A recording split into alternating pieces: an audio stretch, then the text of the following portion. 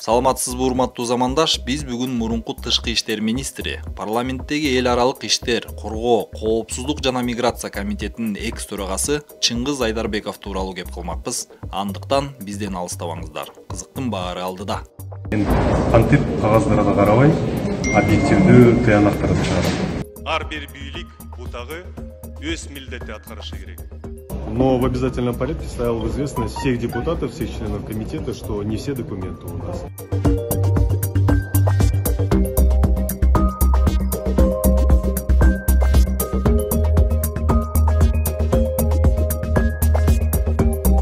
Айдарбеков Чыңгыз Азаматович 1977 жылы Бишкек шаарында төрөлгөн. Билими жогорку. 1998 жылы Кыргызстан эл аралык университетинде эл аралык мамилелер бөлүмүн аяктаган.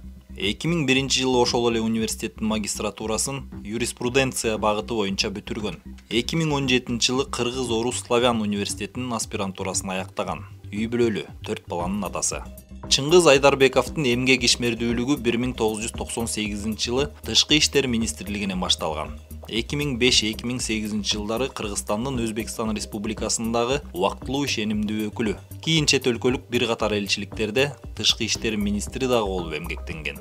Жалпысынан 22 жыл дипломатиялык тармакта эмгектенген. 2021 жылы тарта Альянс саясий партиясынын тизмеси боюнча жогорку кеңештин депутаты болуп шайланган.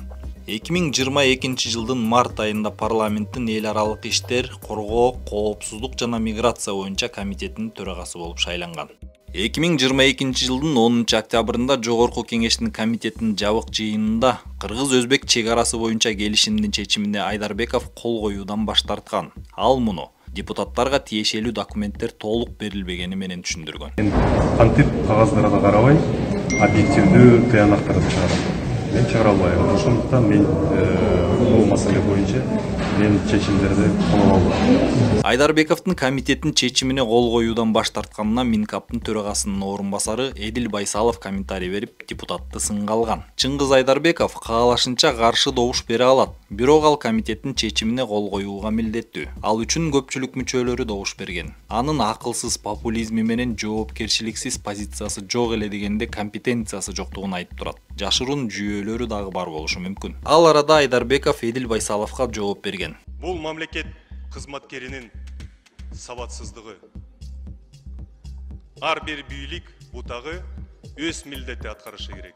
20 октябрда жогорку кеңештин депутаттары Чыңгыз Айдарбековду эл аралык иштер, коргоо, коопсуздук жана миграция боюнча комитетинин төрагалыгынан чакыртып алган. Я вел на основании регламента, но в обязательном порядке ставил в известность всех депутатов, всех членов комитета, что не все документы у нас. Нарушается 86-я статья регламента Джоркинеша. 22 октябрь күнү Айдарбеков атайын жана ыйгарым укуктуу элчи дипломатиялык рангынан ажыратылды. Бул тууралуу жарлыкка президент кол койгонун мамлекет башчынын басма сөз кызматы кабарлады. Чыңгыз Айдарбеков Кыргызстандын атайын жана ыйгарым укуктуу элчи дипломатиялык рангынан ажыратылганын соц түйүндөрдөн билгенин ЖМКга айтып, тиешелүү чечим адилетсиз экенин билдирди. Ал эми мурунку дипломаттын буга чейин тапшырган салык декларациясы тууралуу Политмер декларатор KG сайты мындай дейт. 2015 жылы Айдарбеков 4 миллион 112 миң 470 сом киреше тапкан. Мал мүлктөрү тууралуу эч кандай маалымат жок. Жакын туугандарынын 1 жылдык кирешеси 2015 жылы 280 миң сом болгон. Мындан сырткары 2001 жылы чыккан Honda CR-V үлгүсүндөгү темир тулпарга ээлик кылышат.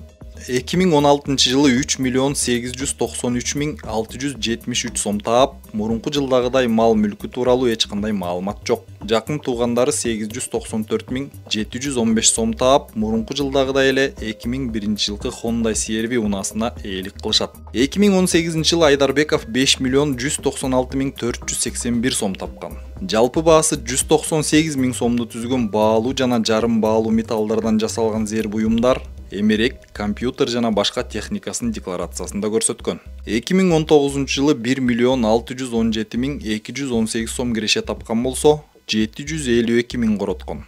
Мындан тышкары 320 миң сомдук зер буюмдарга, 100 миң сомдук эмереке, 160 миң сомдук компьютерге, 70 миң сомдук видеотехникага, 130 миң сомдук телефонго жана 170 миң сомдук мал жандыкка дагы ээлик кылат. Жакын туугандары 2019 жылы тапкан кирешелери тууралуу маалымат жок. Бирок 270 миң сомдук зер буюмдар, 50 000 сомдук телефон жана 490 000 сомдук мал жандыгы бар экенин көрүүгө болот. Урматтуу көрүүчүлөр, бүгүн биз Кыргыз Республикасынын мурдагы тышкы иштер министри, Кыргызстандын мурдагы атайын жана ыйгарым укуктуу элчи дипломатиялык рангынын ээси, Жогорку Кеңештин эл аралык иштер, коргоо, коопсуздук жана миграция боюнча комитетинин экс-төрагасы Чыңгыз Айдарбеков жөнүндө сөз кылдык. Кайрадан оо аркылуу көрүшкөнчө сак саламатта калыңыздар.